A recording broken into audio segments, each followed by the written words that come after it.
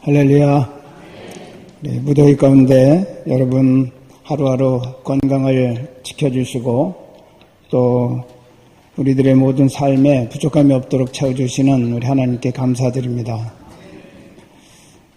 이제 우리 그동안 반주하느라고 수고하셨던 우리 조수아 자매가 이제 출산일이 가까워져서 오늘부터 우리 이주리 집사가 대신 반주하게 됐는데 우리 출산 잘하라고 또 반주자로서 우리 수고할 우리 이주리 집사님을 위해서 우리 함께 뜨겁게 좀 박수해 주시기 바랍니다.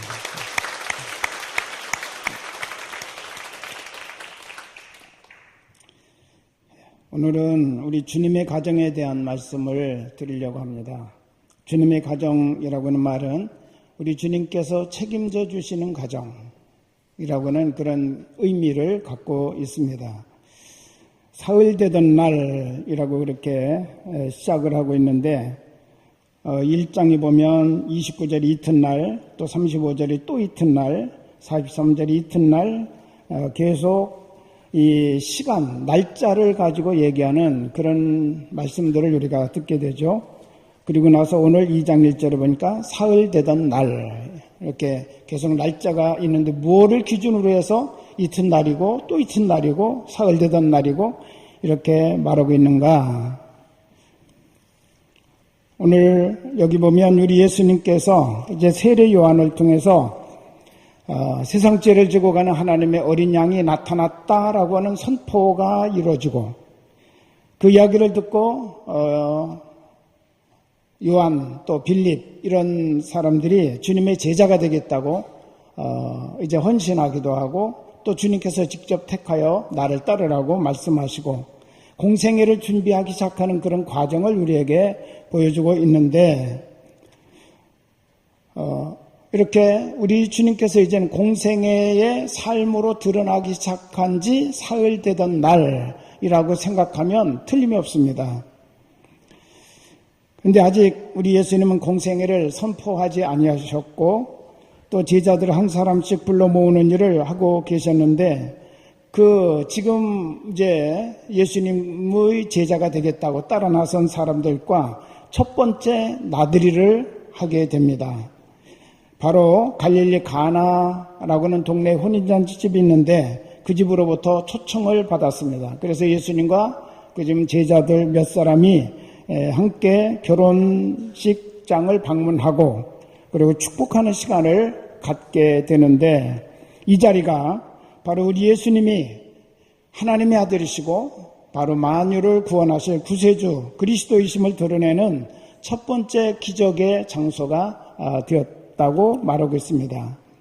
한 번도 지금까지 제자들은 세례 요한의 증거만 받았어요. 세상죄를 지고 가는 하나님의 어린 양이 여기 계시다라고 하는 증거를 받고 우리는 당신을 따르겠습니다. 제자가 됐는데 과연 그분이 하나님의 아들이신가? 그분이 그리스도이신가? 볼 수 있는 기회가 없었습니다. 그러다가 이제 오늘 혼인집 그 자리에서 물을 포도주로 바꿔주시는 그런 주님의 모습을 보고 제자들이 그를 믿었다라고 11절에 말씀합니다. 이때부터 그들은 확신을 가지고 우리 예수님을 따르기 시작을 했습니다. 자, 주님의 가정.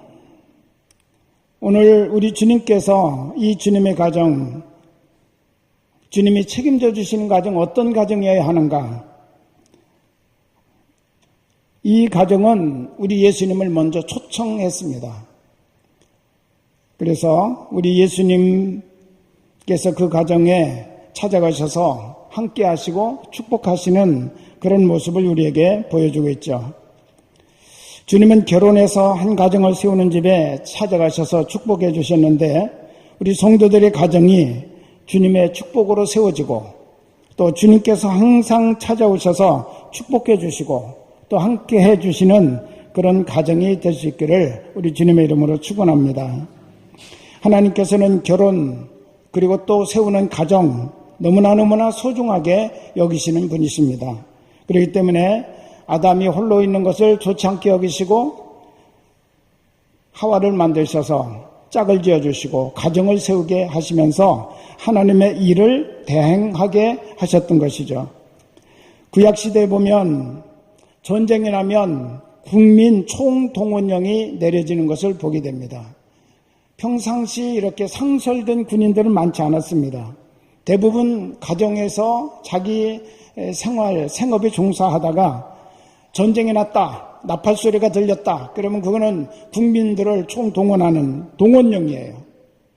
그래서 모두가 다 그때는 이제 군인으로 변신을 하고 무장하고 나가서 전쟁에서 싸우는데, 이런 국가 비상시국에서도 전쟁에 나가지 않을 권리를 가진 사람이 있었습니다.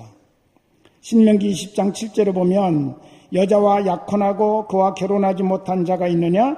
그는 집으로 돌아갈지니 전사하면 타인이 그를 데려갈까 하노라. 약혼하고 아직 결혼을 하지 못한 그런 사람들, 이런 사람들은 전쟁터까지 갔어요. 소집령을 받고 전쟁터에 갔는데, 그때 이제 사령관이 얘기합니다. 너희들 가운데 약혼을 했는데 아직 결혼하지 못하고 그렇게 여기 전쟁에 임하려고 찾아온 사람이 있느냐? 손들어. 그래 확인해가지고 너희들은 빨리 집으로 돌아가. 결혼해서 너하고 약혼한 그 사람 즐겁게 해주고 행복하게 해줘라. 전쟁에도 참여를 시켜주지 않습니다. 그만큼 우리 하나님께서 이렇게 말씀하시는 것은 가정을 그렇게 중요하게 여기셨다는 것이요. 전도서 9장 9절에는 이렇게 말씀하고 계십니다. 하나님이 해 아래에서 내게 주신 모든 헛된 날에 내가 사랑하는 아내와 함께 즐겁게 살지어다. 그것이 내가 평생에 해 아래에서 수고하고 얻은 내 몫이니라. 내가 사랑하는 아내와 함께 즐겁게 살아라. 네가 평생 해 아래에서 수고하고 얻은 내 몫이다. 라고 그렇게 말씀하고 있습니다. 여러분, 이것은 우리 하나님의 사람들에게 주신 하나님의 축복인 줄로 믿습니다.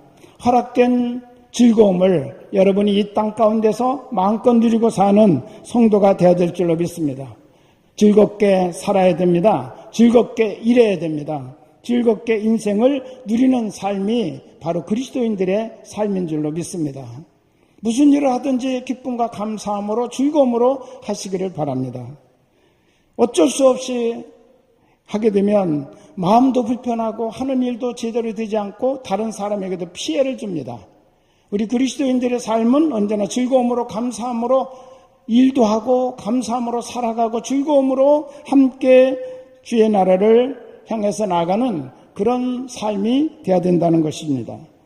우리 가정은 하나님께서 우리로 하여금 즐겁게 살라고 주신 하나님의 선물이라는 사실을 잊지 마시기를 바랍니다. 하나님이 주셨기 때문에 즐겁게 누려야 합니다. 하나님께서 즐기라고 주신 것을 즐길 줄 아는 것이 인생을 살아가는 지혜라는 것도 우리는 잊지 말아야 될 것입니다. 그런데 오늘 말씀을 보면 주님께서 함께 하신 가정에도 문제는 찾아옵니다.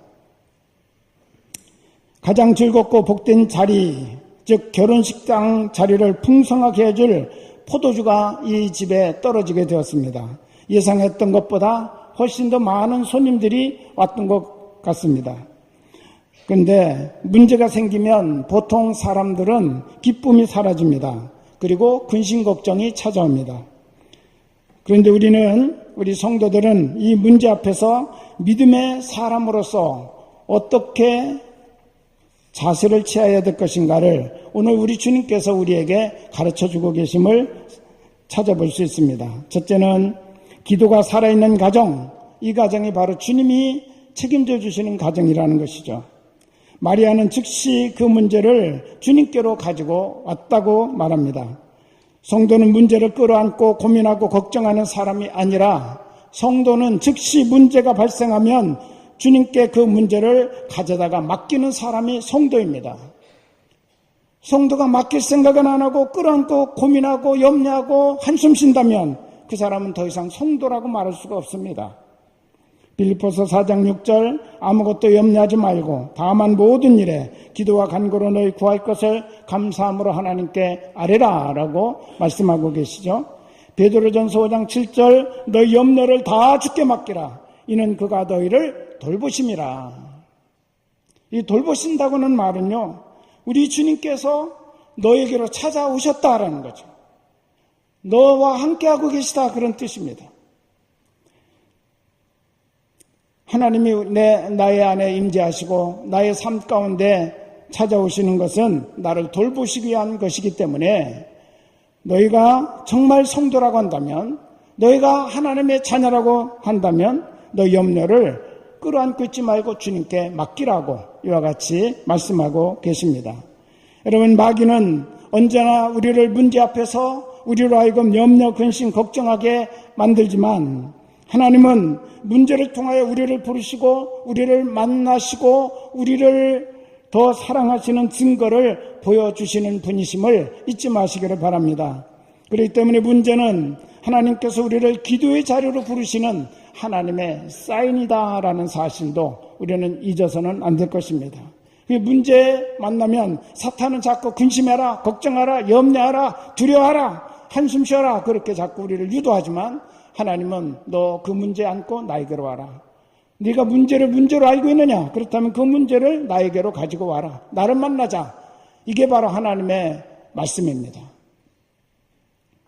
두 번째, 오늘 주님의 가정 가운데서 하나님께서 분명히 요구하는 것이 하나 있습니다. 그것은 바로 우리 주님과의 관계 설정을 분명하게 하라라고 하는 것을 우리에게 요청하고 계시다는 거죠. 예수님이 마리아에게 말씀합니다. 이 문제가 나와 무슨 상관이 있습니까? 내 때가 아직 이르지 않았습니다. 라고 그렇게 대답을 합니다. 여러분, 이 말은 무슨 뜻인가요? 나의 지금 위치는 이 문제를 내가 임의로 다룰 수 없는 그런 위치입니다. 왜? 나는 지금 손님이기 때문에 그렇습니다. 그렇기 때문에 지금은 내가 일할 때가 아닙니다. 우리 주님께서 그렇게 답변을 하셨습니다. 이야기를 듣고 마리아가 하인들에게 말하죠. 저분이 너에게 무슨 말씀을 하시든지 그대로 하라. 하인은 누구의 말을 듣습니까?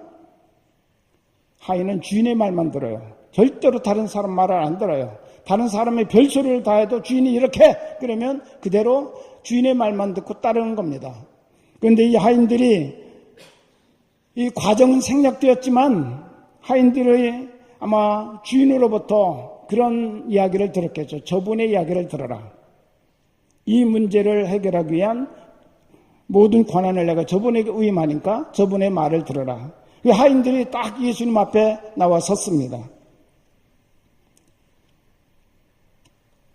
그때 예수님께서 그런 상황을 보시고 나서 그 문제를 다루기 시작하신다는 사실을 우리가 생각해야 됩니다. 예수님이 그 문제를 다루기 시작하는 시점이 언제나 그 종들이 말씀하십시오. 저희가 따르겠습니다. 라고 준비하고 예수님 앞에 딱 대기하고 서 있는 그때 조금 전까지만 해도 이 문제는 나와 상관이 없는 문제예요. 내 때가 아직 이르지 않았습니다. 라고 말씀하시던 그 주님이 이 문제에 대해서 개입하시고 그리고 이 문제에 대해서 이제 말씀하기 시작한 때가 바로 하인들이 준비하고 있는 바로 그 순간이었다는 거죠. 하인에게 물을 떠다 문 입구에 있는 돌 항아리 6개에다가 채우라고 말씀합니다. 이들이 아기까지 채웠다고 그렇게 말합니다. 아주 순종을 철저하게 한 거죠. 끝까지 채운 거예요. 빈틈없이, 빈 공간 없이 물로 꽉 채웠습니다. 그랬더니 그 다음에 그 물을 떠다가 연회장에게 갖다 주라고 말합니다. 하인들은 이해가 가지 않죠. 지금 이 집에 즉각적으로 필요한 문제는 포도주가 없는 문제인데 왜 물 가지고 이렇게 하라 저렇게 하라 자꾸 말씀하시는지. 그런데 주인이 말했어요. 저분의 말을 들어라. 다른 소리 하지 말고 저분의 말을 들으라. 그래서 다시 떠다가 연회장에게 갖다 주었는데 이렇게 말없이 순종하는 이 하인들의 손길을 통해서 우리 주님이 역사하십니다. 물이 포도주로 바뀌어지는 역사가 일어나게 된 줄로 믿습니다. 여러분, 오늘 우리에게 지금 요구하고 계신 우리 주님의 요구는 무엇입니까? 각 가정, 믿음의 가정, 하나님의 자녀들의 가정에 요구하시는 주님의 요구가 무엇입니까? 주권이 어디 있느냐라고 하는 것을 우리에게 묻고 계신 것입니다. 너의 주권을 나에게 넘겨줄 것이냐, 아니면 내가 그 주권을 가지고 끝까지 행사할 것이냐 라는 것을 우리에게 묻고 계시다는 거죠. 여러분, 예수님을 모신 사람들이 바로 하나님의 자녀임을 믿습니다. 영접하는 자, 곧 그 이름을 믿는 자들에게 하나님의 자녀가 되는 권세를 주셨으니 라고 말씀하셨습니다. 그런데 예수님을 모시되 두 종류로 사람들이 분류가 됩니다. 예수님을 똑같이 모셔요. 그런데 한 사람은 모시긴 모시는데 손님으로 모시는 사람이 있어요. 사랑방 손님 정도로. 그래서 그냥 대접만 해요. 예수님 식사도 대접하고 대접합니다. 그런데 어떤 막상 문제가 딱 생기면 그 문제에 대한 해결의 모든 주권은 자기가 가지고 절대로 놓지 않아요. 그래서 예수님께 기도는 합니다. 예수님 기도하는데 문제를 해결하는 데 있어서 자기의 주권을 끝까지 주장하는 거예요. 이 사람이 바로 예수님을 손님으로 모시는 사람이에요. 이런 사람에게 우리 주님은 말씀하십니다. 네 문제는 나와 상관이 없구나. 내 때가 아직 이르지 않았구나. 주권을 내가 가졌으니 네가 알아서 네 문제 해결하라. 여기에 주님은 손대지 않습니다. 개입하지 않습니다. 그러면 우리는 끝까지 그 문제 안고 염려하고 근심하고 두려움에 빠져서 방황하는 겁니다. 그런데 또 한 사람이 있습니다. 예수님께 주권을 위임하고 예수님을 주인으로 모셔드리는 그런 사람, 주님을 주인으로 완전히 자기 인생, 자기 가정의 주인으로 예수님을 세우는 그런 성도가 있습니다. 이런 사람에게 주님은 말씀하십니다. 두려워하지 말라. 이제 내 문제는 곧 내 문제다. 내가 말하는 대로 순종하면 더 좋은 곳으로 해결되리라 라고 주님이 말씀하십니다. 여러분 기도하셨습니까? 여러분 문제를 놓고 기도하셨습니까? 기도하셨다면 해결에 대한 주권도 주님께 넘겨드리시기를 바랍니다. 어떤 분은 기도는 해요. 그런데 주권은 여전히 자기가 가지고 있어요. 그리고 주님으로부터 그냥 어드바이스, 충고만 해주세요. 일은 내가 다 해결해 버릴 테니까. 기도해놓고 여전히 열쇠를 내가 움켜쥐고 있으면 주님은 말씀하시죠. 네가 주인이니 네가 네 문제 책임져라. 나는 절대로 거기 손대지 않겠다라고 말씀하십니다. 여러분, 우리 문제에 주님이 개입하실 수 없는 상황이라는 것을 말씀하고 계신 것입니다. 문제는 우리 주님께 던지고 주권은 내가 가지고 있다면 절대로 문제 해결이 제대로 될 수가 없습니다. 내 문제가 이제는 주님의 문제가 되도록 해야 되는데 내 문제가 주님의 문제가 되려면 우리의 모든 문제를 주님께 기도할 뿐만 아니라 그 해결의 주도권도 주님께 넘겨드릴 줄 아는 그런 자세가 우리에게 있어야 된다는 거죠. 이사야 53장 6절 우리는 다 양 같아서 그릇 행하여 각기 제 길로 갔거늘 여호와께서는 우리 모두의 죄악을 그에게 담당시키셨도다 그렇게 말씀하셨어요. 여러분, 하나님께서 우리들의 모든 문제를 누구에게 담당하라고 넘겨주셨어요? 예수님에게 담당하라고 넘겨주신 거예요. 그리고 우리의 모든 문제는 주님이 해결하실 수 있다는 사실을 믿으시기를 바랍니다. 우리 예수님께 하나님께서 모든 해결의 주권을 다 예수님께 넘겨주셔서 네가 담당하라 말이죠. 우리 주님은 책임에 신실하신 분이십니다. 우리들의 모든 죄악을 그에게 담당하도록 넘겨주셨더니 주님은 십자가에서 죽으면서까지 그 문제 하나님이 담당하라고 주신 그 문제를 해결해 주셨습니다. 나의 모든 멸망받을 죄와 죽음, 영원한 지옥 형벌 이런 도저히 우리가 해결할 수 없는 그런 문제까지도 완벽하게 해결해 주신 주님이심을 믿으시기를 바랍니다. 여러분 걱정하지 마시고 우리 주님께 여러분의 모든 문제를 넘겨주시기를 바랍니다.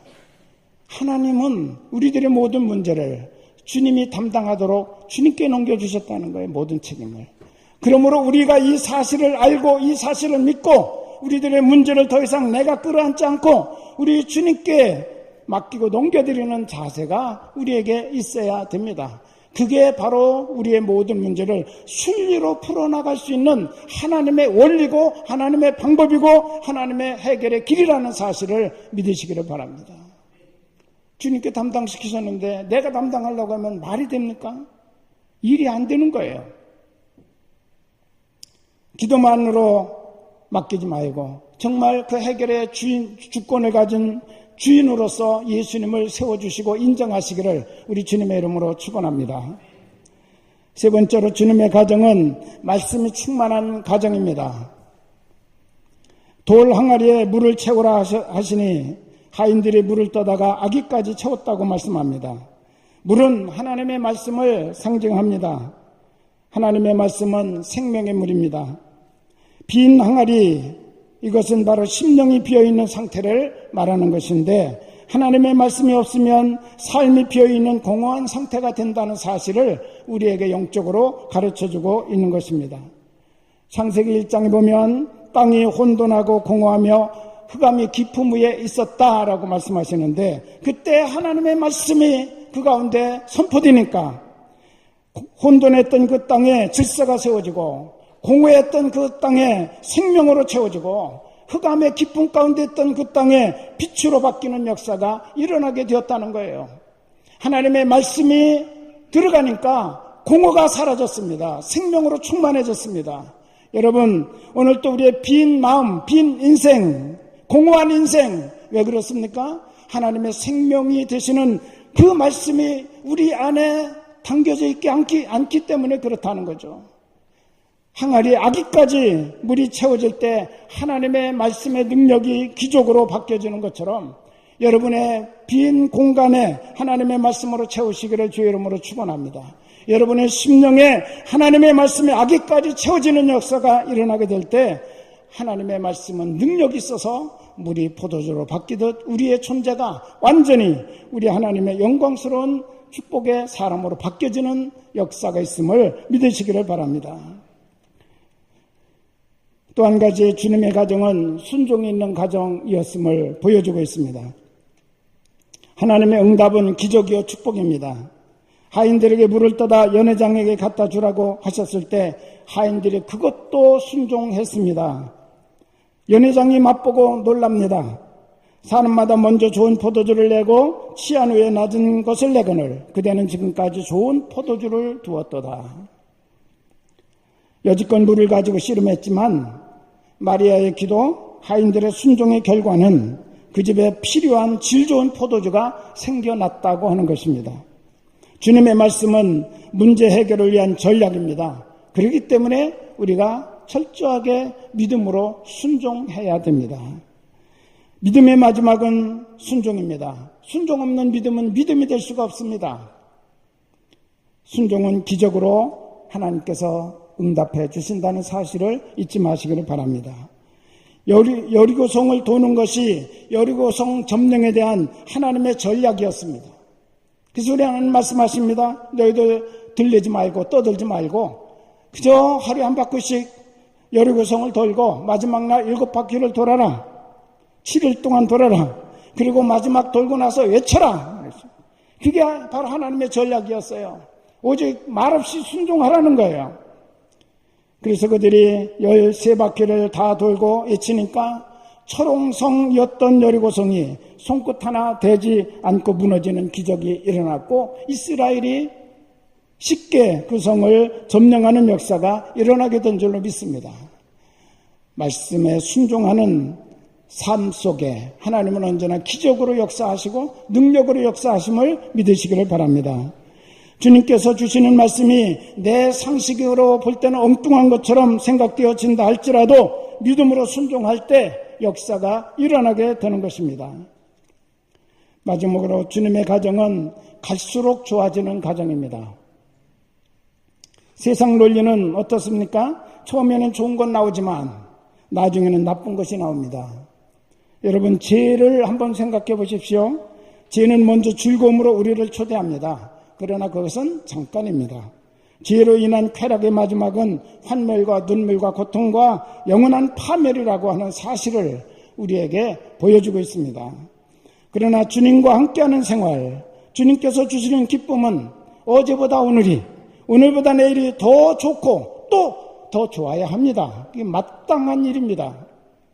주님과 사귀면 사귈수록, 주님과 함께만 할수록 더욱 풍성해지고 더욱 좋은 것이 바로 신앙생활이라는 사실을 잊어서는 안 됩니다.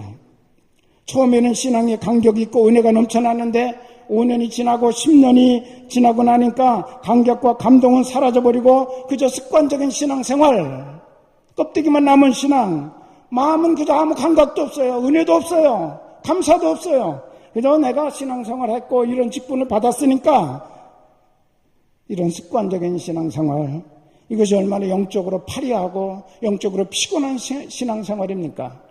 감사와 감격이 없는, 기쁨이 없는 신앙생활, 이거는 아니죠. 우리 하나님 말씀하십니다. 더욱 깊은 은혜의 감격과 기쁨, 매일매일 주님께서 주실 새로운 은혜와 축복에 대한 기대감으로 주님을 바라보는 신앙이 바로 성경적인 신앙이라는 사실을 믿으시기를 바랍니다. 여러분, 20년, 30년 신앙생활하고 나니까 여러분의 신앙생활 어떻습니까? 주일날 올 때 기대감이 있습니까? 주일로 오는데 나 오늘 하나님을 만나는 그런 그 기쁨과 감격과 그 설렘이 있습니까? 여러분, 더 설레져야죠. 더 기대해야죠. 더 주님이 어떻게 나를 사랑하시고 나에게 오늘 어떤 은혜를 주실 것인가에 대한 그런 그 간절함이 우리 안에서 막 솟아올라야 마땅한 일입니다. 이게 바로 건강한 신앙이고 바른 신앙이에요. 근데 대부분 어떤가요? 습관적으로 돌아가 버려요. 옛날엔 그랬는데 지금은 아니에요. 감격이 사라져 버렸어요. 감동이 없어요. 은혜가 없어요. 습관적으로 신앙생활하는 거예요. 아니죠. 오늘 주님은 말씀하십니다. 세상 논리는 처음엔 좋았다가 나중에 나쁜데 어떻게 이 집은 더 좋은 포도주가 자꾸 준비되어 있냐. 이게 바로 우리 하나님께서 사랑하는 주님의 가정에서 나와야 될 그런 내용이라는 사실을 잊지 마시기를 바랍니다. 여러분의 가정에 정말 주님이 찾아오셨음을 믿으십니까? 우리 주님이 나와 우리 가정과 함께하고 계심을 믿으십니까? 우리 가정은 지금 주님께서 찾아오셔서 축복하고 계신 그런 가정이라는 사실을 믿으십니까? 그렇다면 여러분 기대하십시오. 그리고 우리 주님과 날마다 순간마다 만나는 기쁨과 감격과 은혜가 여러분 가슴속에 늘 충만해야 되겠습니다. 그리고 기대하십시오. 그리고 주님께로 더 가까이 나가십시오. 어제보다 오늘이 나의 마음속에 부어주시는 하나님의 은혜의 손길이 더 가깝게 느껴지고 더 따뜻하게 느껴지고 더 다정하게 느껴지고 그것을 생각하고 그게 느껴질 때마다 나도 모르는 사이에 내 안에서 정말 감사의 눈물, 기쁨의 눈물이 일어날 수 있는 그런 신앙으로 우리가 다시 서야 됩니다. 이게 바로 온전한 신앙입니다. 이게 안 됐다면 여러분 우리 철저하게 회개하고 하나님 앞에 바르게 서야 될 줄로 믿습니다. 하나님은 멀리 느껴집니까? 하나님은 내 곁에 계십니다. 나와 함께 하십니다. 오늘 또 우리 주님께서 나를 그렇게 내 문제 내가 고민하고 내가 염려하고 내가 걱정하지 말고 그것 때문에 두려워하지 말고 내가 너의 하나님 아니냐 나에게 맡겨라. 그리고 너는 내가 주는 더 크고 놀라운 것, 더 좋은 것 그것을 누리면서 즐겁게 내 인생을 살아가도록 하라고 주님은 우리에게 말씀하고 계십니다. 오늘 주님 앞에 주님을 주인으로 모시고 주권을 넘겨드려서 문제를 기도로 주님께 맡기고 말씀에 충만한 말씀에 순종하여 매일 기적과 풍성한 은혜로 더욱더 깊은 신앙의 자리로 나아가는 저와 여러분이 될 수 있기를 우리 주님의 이름으로 축원합니다.